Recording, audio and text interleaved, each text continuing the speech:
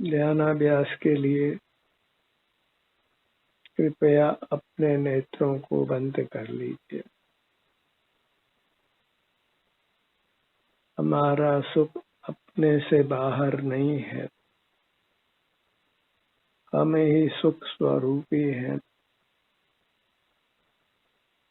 सुख के लिए हमें अपने से ही युक्त रहना है।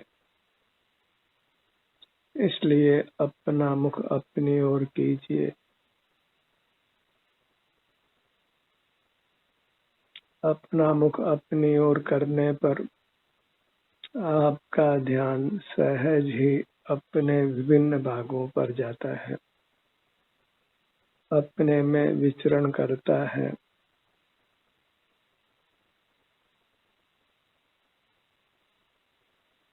जहाँ भी आपका ध्यान जाता है, वहाँ की स्वास्थ्य की स्थिति का, सुख दुख की स्थिति का आपको स्वतः अनुभव होता है।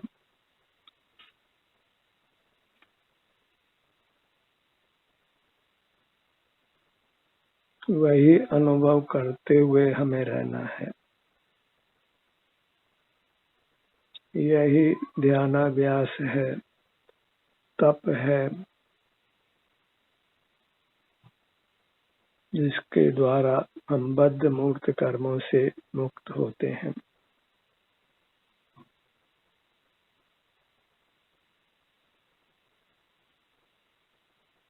आप मूर्त शरीर के बराबर हमारा अपना अमूर्त शरीर है, वही हमारे ध्यान का ध्येय है। और अपना मुख अपनी ओर करने पर हमें अपने ही सुख की स्थिति का अनुभव होता है।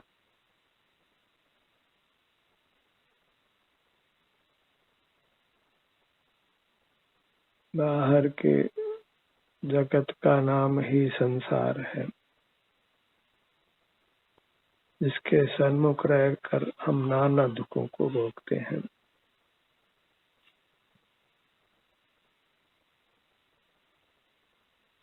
बहिर्मुख रहने पर स्वतः ही प्रतिकूल प्रसंग उपस्थित होते हैं, कभी अनुकूल प्रसंग उपस्थित होते हैं और राग आदि सहज ही उत्पन्न होते हैं।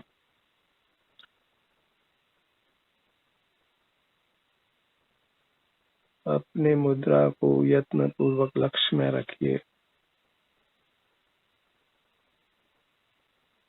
सुखी होने का अन्य कोई उपाय नहीं है।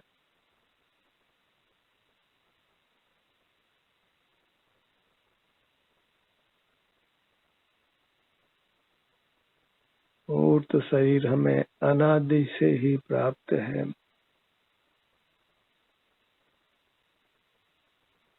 उसी मूर्त शरीर से हमको मुक्त होना है। उसके लिए उसके कारणभूत मूर्त कर्म से मुक्त होना है, और उसका भी कारण हमारी बहिर्मुखता है। उस बहिर्मुखता से हमको मुक्त होना है। बहिर्मुखता मूर्त इंद्रियों के अधीन है, पराधीन है। पराधीन बहिर्मुखता को हमने यत्न पूर्वक छोड़ना है, उसको बुरा जानना है और उससे मुक्त होने के लिए अंतर्मुख रहना है, अपने ही सन्मुख रहना है। और अपने सन्मुख होने में किसी बाह्य पदार्थ की सहायता नहीं लेनी पड़ती है, इंद्रिय आदि का उपयोग भी नहीं करना पड़ता है। हम स्वयं स्वाधीनता से अपने से युक्त हो सकते हैं।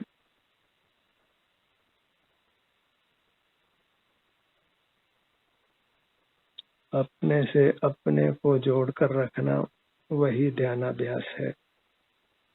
और आप सिर से पैरों तक विस्तार को प्राप्त है। इतने से विस्तार के सन्मुख हमें यत्न पूर्वक रहना है।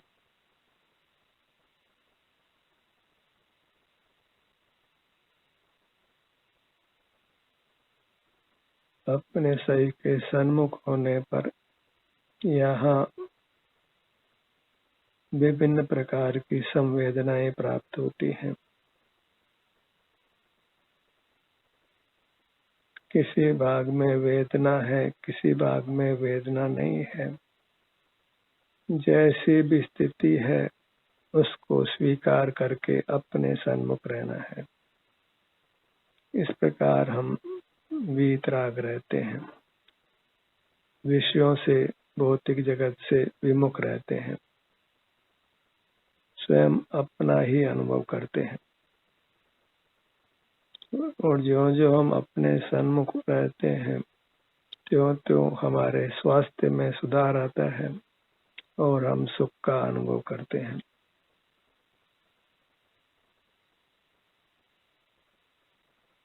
अपने ध्यान को अपने सिर के भाग पर लाइए।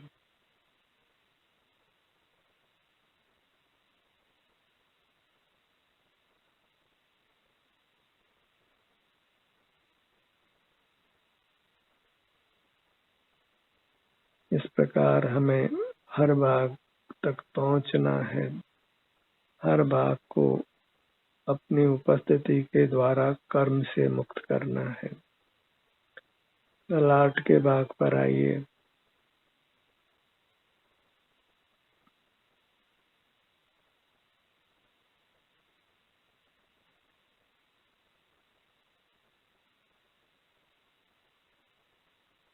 बाह्य पदार्थों के ज्ञान से रहित होना है और अपने संवेदन सहित होना है। इतना ही मोक्ष का मार्ग है। मोक्ष अर्थात दुखों से मुक्त होना। और जब दुखों से मुक्त होते हैं तो सुख हमें अनुभव में आने लगता है। दुख ही सुख को रोकता है और दुख से मुक्त रहने के लिए बहिर्मुखता से छूटना है। अपने ध्यान को अपने भ्रूमध्य पर लाइए।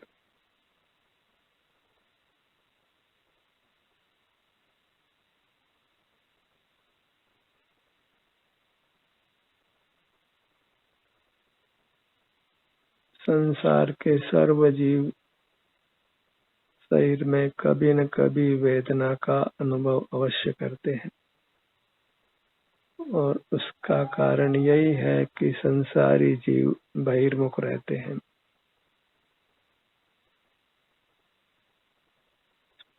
अपने ध्यान को अपने दोनों नेत्रों पर लाइए।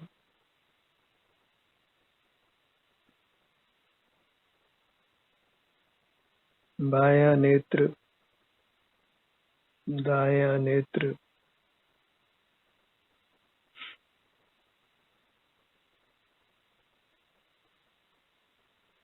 दुख के लिए हम स्वयं ही जिम्मेदार हैं। अन्य पदार्थ भले ही हमारे दुख में निमित्त हों, पर वे निमित्त तभी होते हैं जब हमें कर्म का उदय होता है। और कर्म का उदय तभी होता है जब हम कर्मों से बंधे रहते हैं। कर्मों से मुक्त होने के बाद कोई प्रतिकूल प्रसंग उपस्थित नहीं होता। हमारी अमूर्त काया में कोई मूर्त पदार्थ बंद कर नहीं रहता और हम मूर्त से अत्यंत अप्रभावी होते हैं। सर्वांग में सुख का ही अनुभव रहता है। अपने ध्यान को अपने दोनों कानों के भाग पर लाइए।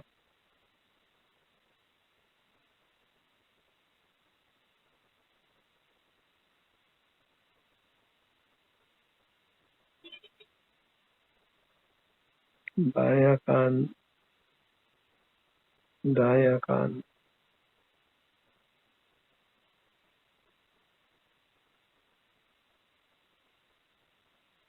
सुख को भीतर ही तलाशिए। बाहर कहीं सुख का मार्ग नहीं है।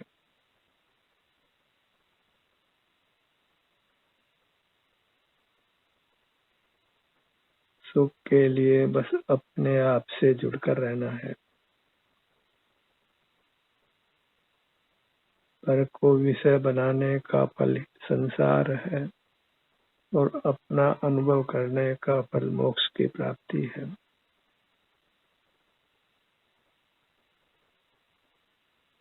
बहिर्मुखता के अनादि के संस्कार को मिटाना है। बहिर्मुखता का रोग अनादि का है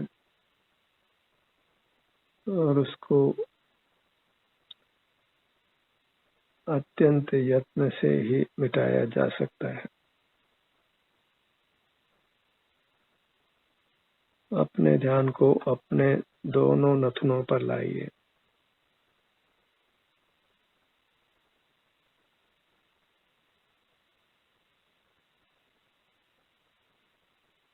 यहाँ आने पर आराम वेदना की स्थिति का अनुभव होने के अतिरिक्त श्वासोच्छ्वास क्रिया भी अनुभव में आती है। हमें मात्र उसका अनुभव कर लेना है।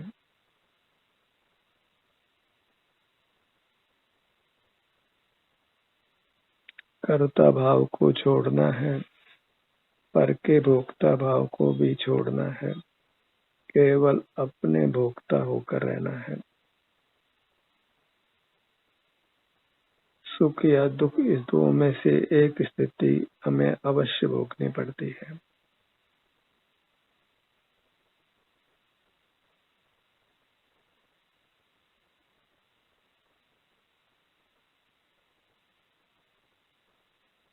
अपने ध्यान को अपने दोनों होठों के भाग पर लाइए।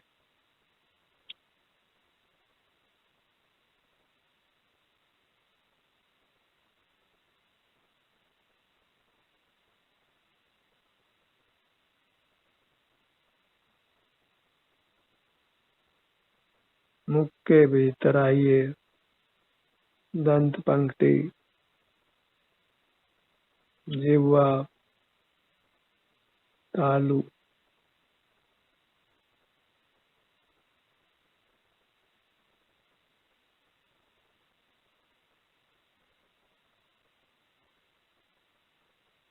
कंठ, ठुड्डी, पूरा मुखमंडल,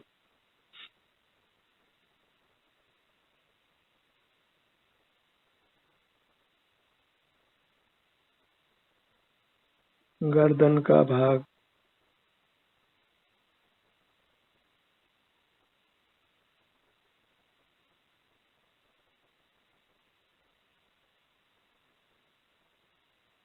अपने सन्मुख होने पर शरीर में वेदना के अनुभव को ताप संज्ञा है। उस ताप को सहन करके अपने को कर्मों से मुक्त करिए।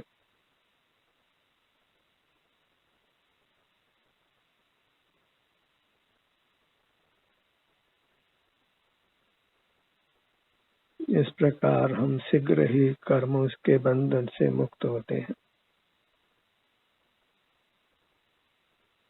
अपने ध्यान को अपने सीने के भाग पर लाइए।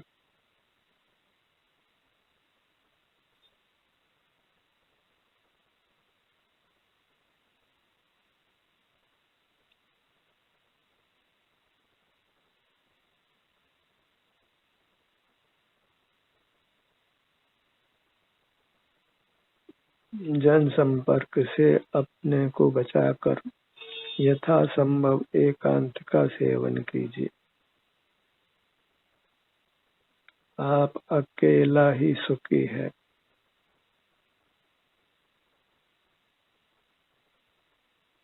अकेले रहकर अपने सन्मुख रहिए।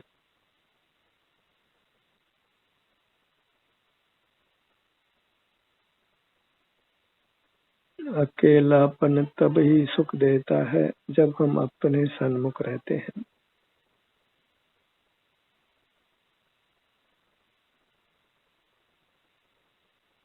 अपने ध्यान को अपने पेट के भाग पर लाइए।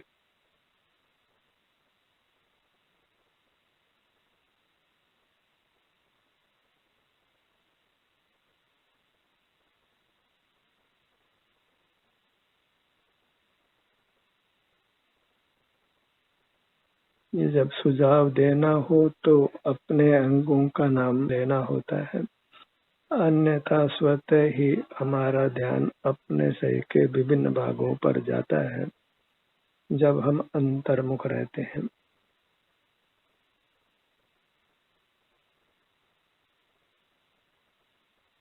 हमारा ध्यान स्वतः ही अपने विभिन्न भागों पर जाए या हम लेकर जाएं, दोनों स्थितियों में हम कर्म के बंधन से मुक्त होते हैं।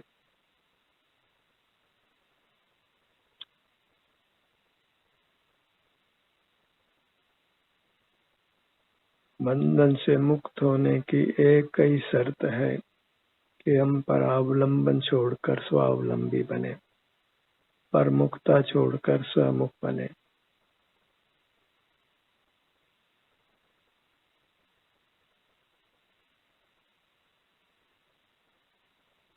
अपने ध्यान को अपने पीठ के भाग पर लाइए।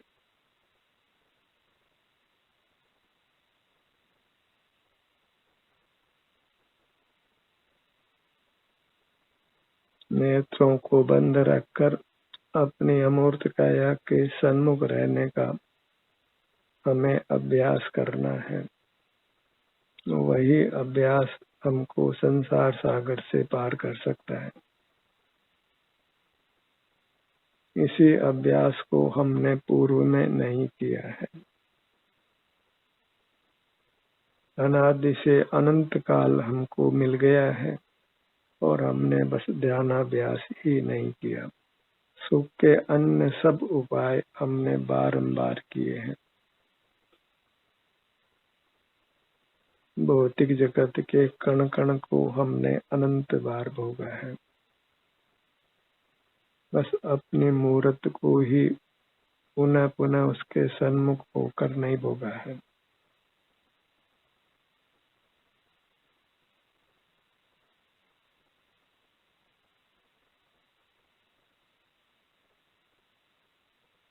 अपने ध्यान को अपने दाहिने भुजा पर लाइए।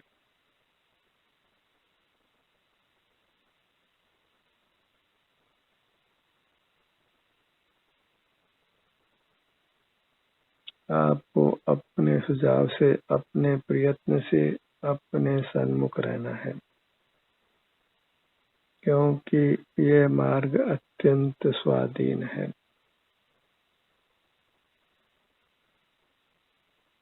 इसमें पर के सहाय की आवश्यकता नहीं है। जहाँ पर की सहायता है वहाँ परतंत्रता है।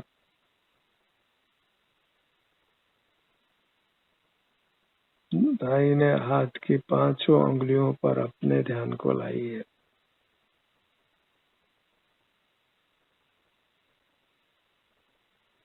अंगूठा, तर्जनी उंगली, मध्यमा, अनामिका, कनिष्ठा,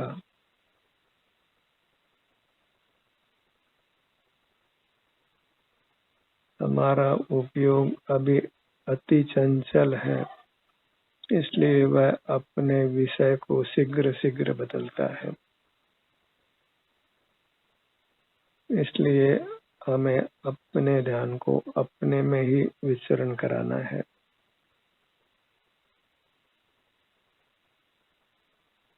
दाहिनी हथेली,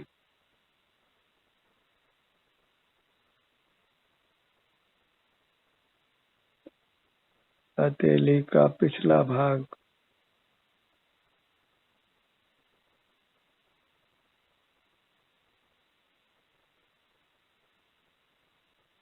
कलाई, ये मार्ग वास्तव में सुनने जैसा नहीं है, आचरने जैसा है।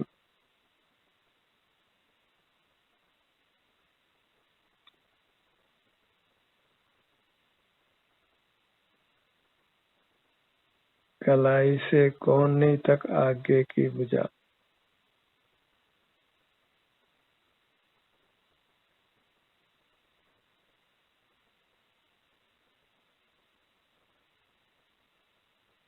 सुनना कानों के पराधीन है। पर अपने अंग उपांगों के सन्मुख रहकर वहाँ की संवेदना को भोगना अत्यंत स्वाधीन है।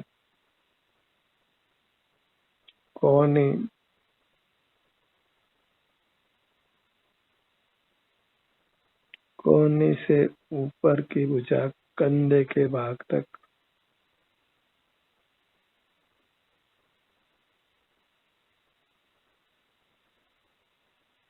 इस प्रकार अंतर में विचरण करते हुए हम अपने आप को कर्मों के बंधन से मुक्त करते हैं, अपने भविष्य को सुखद बनाते हैं।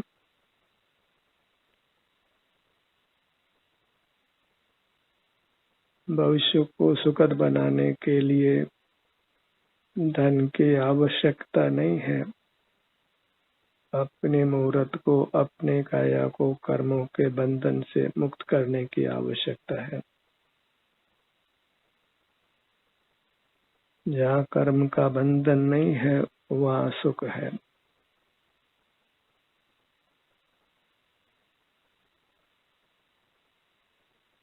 अपने ध्यान को अपने दाहिने कंधे से बाएं कंधे तक लाइए।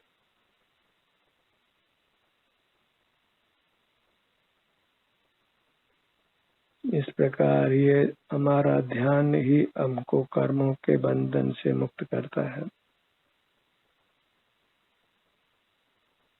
आत्मशुद्धि के लिए कोई बाह्य सामग्री नहीं चाहिए।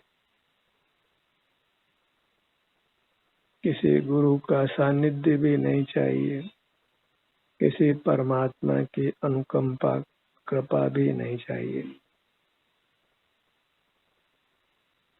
कोई शास्त्राभ्यास की आवश्यकता भी नहीं है। अपने मुहूर्त का ही आलम्बन लेना है जो सदा उपलब्ध है, सदा उपलब्ध रहेगी।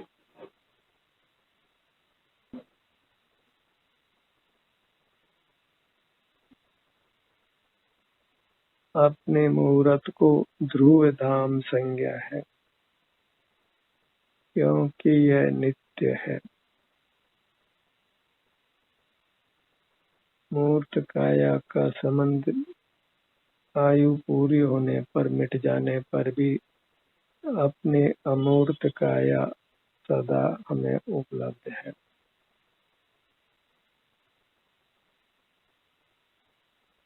हमारा विनाश कदापि नहीं है, तथापि कर्म के उदय से हम मरण का अनुभव करते हैं।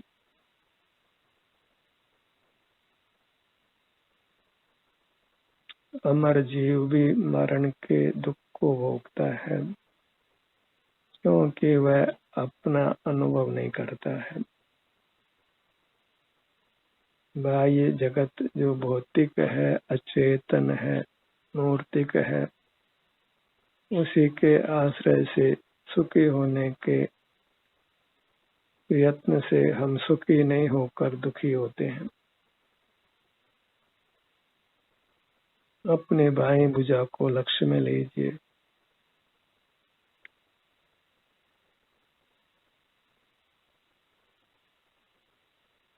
बाईं हथेली, अंगूठा, तर्जनी उंगली, मध्यमा, अनामिका, कनिष्ठा, पांचों उंगलियां एक साथ, उंगलियों का अग्रभाग, हथेली का पिछला भाग,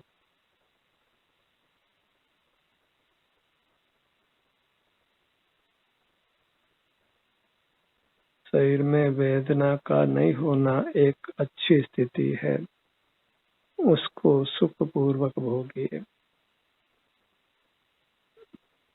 कलाई, कलाई से कोहनी तक आगे की भुजा,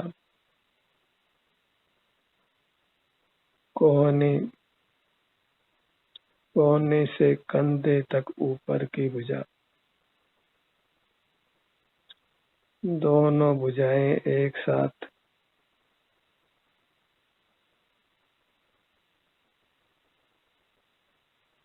जितना समय हम अपने सन्मुख रहते हैं, मूर्त जगत से विमुख रहते हैं, उतना ही हम अपने हित में प्रवृत्ति करते हैं, अपने को दुखों से बचाते हैं। अपने ध्यान को अपने दाहिने पैर पर लाइए। दाहिने पैर की पगतली, पांचों उंगलियां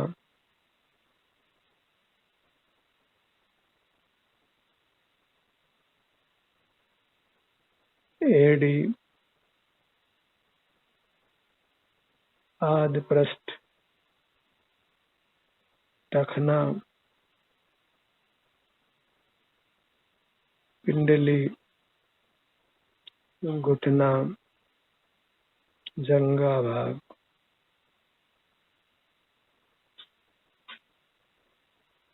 पूरा दाहिना पैर,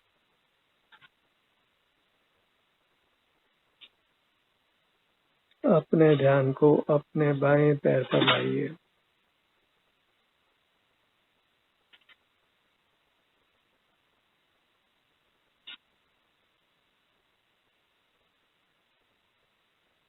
बाएं पैर की पगतली,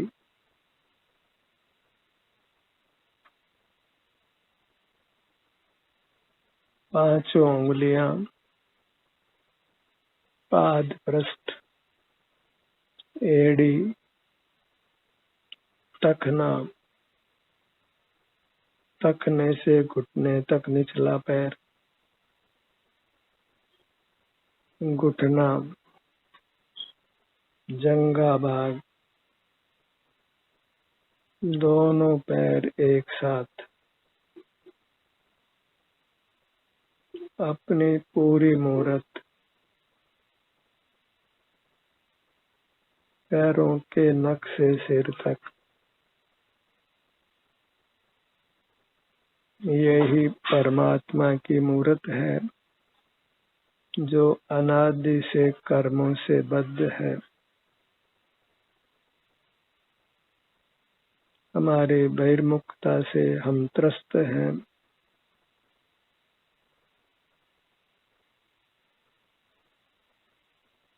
बहिर्मुखता मिटाकर अपने सन्मुख रहकर हमें अपने को पूर्ण सुखी करना है।